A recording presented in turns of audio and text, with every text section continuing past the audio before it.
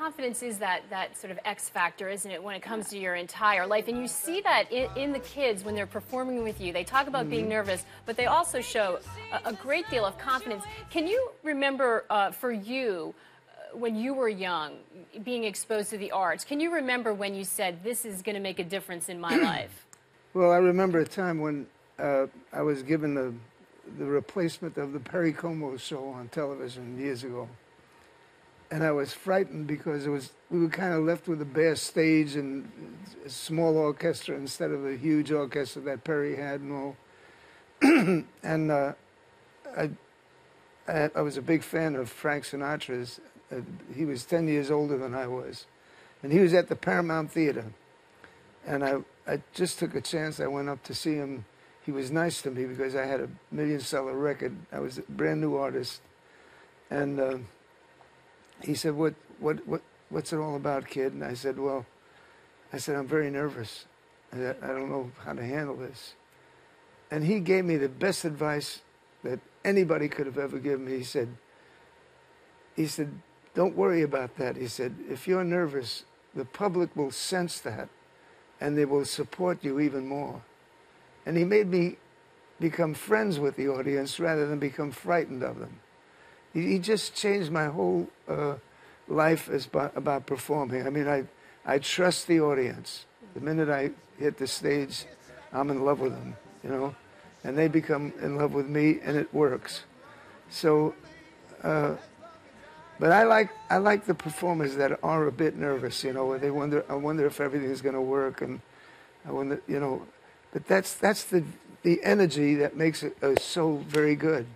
And Tony, what's it like for you when you're in the schools visiting the children? Because what they perceive as art is very different than maybe what you had or even I had when I was in school. They're making art on computers. They're into all different types of things. Mm-hmm. Well, it's thrilling for me when I go visit one of the schools to see their enthusiasm and their spirit. And my being a celebrity, they're all excited, you know, that knowing that I founded the school with my wife, and so the whole spirit, it's like having a huge fan club. You know, I didn't plan that. We were just trying to have creative children, and it's so much nicer than going to school and you have to just sit there and take orders from what the teacher wants. They give as much as we take, you know. And can you relate to them?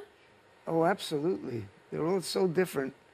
And we teach them to be creative, to be themselves, and come up with new ideas and try different things. And it's amazing how quick they adapt to that spirit.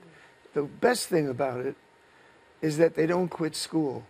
Because they're giving, they want to, they stay in school. They don't feel like I'm just taking orders, I got to get out of here. They're not bored at all. They're giving as much as they're taking.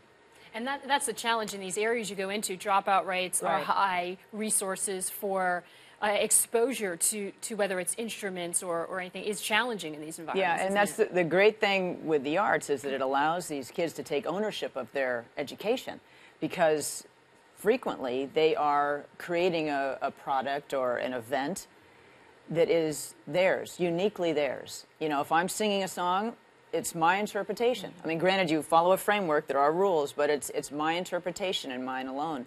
And that's exciting. Nobody can take that away from you. Same if you're doing a dance or a theater piece, whatever it may be, a painting. That is, you're producing that. So you really take ownership of your education, and that's exciting. Mm-hmm. And, you know, the idea that you can experiment, your perspective is just as valuable as mine. And so, it, you know, increases tolerance, collaboration, and it's a wonderful thing to see kids and the staff in the building want to come to school and to work every day. That's the thing. That's the way it should be. It's not just the kids; it's also the staff that has to be engaged. It's thrilling. Tony, you have a reputation for really sort of crossing generations and working so frequently with people artists who are younger than you. I understand you're collaborating with Lady Gaga as well, and she's very avant-garde, according to some people. What was that like? What has that been like? She's great.